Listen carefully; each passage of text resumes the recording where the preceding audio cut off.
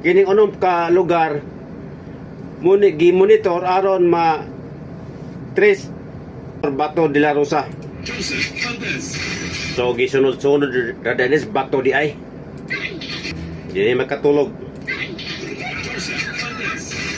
Ni gingnan siya ni Harry Roque nga ayaw padakop, ayaw pakidnap. Kato dili man to siya pagkuan, kanang dili ba siya paglig-on, di ba to ba? Na dili to siya pag-encourage, pagdasig, kundili katong pag-ingon ni Harry Roque nga ayaw pakidnap.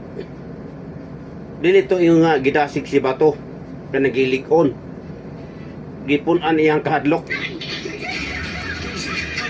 sa miyagi nga tulo ka semana. Ilang gimonitor kining unom ka lugar sa may tuyo ani aron niligod ka episode si Bato. Sa una sila mo ning gukod og baga maluoy ta kay sagad sa mga biktima nga mga ultimo nga mga tao, mga yano nga mga suspected drug user. Maluoy ta ba kay nakaloy-ani mo ng adik, biktima ra puda sila. Nya sagad sa baga nangamatay sa una mga wag kita ikasukol. Gidakop namatay onya nang laban ko no. Onya ang mga pusil nga makuha burgyapong nga armasa ang nakuha sa laing nga lugar.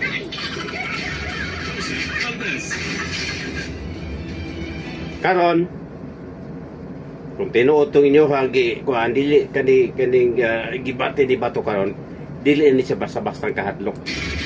Mosulti man sa dili gud ti o iyang kahadlok karon gibati.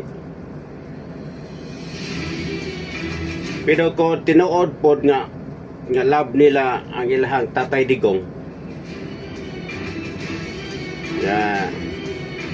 Ilahang gipalangga ang ilahang Tatay Digong.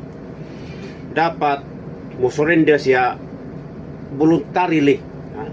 Voluntaryo siya nga musurrender. Kay aron maserbisyuhan niya ang ilang Tatay Digong dito. Da? Ano kasimple ra unta. Kamu biyang siyang biya mo kabuok giingon nga co-perpetrators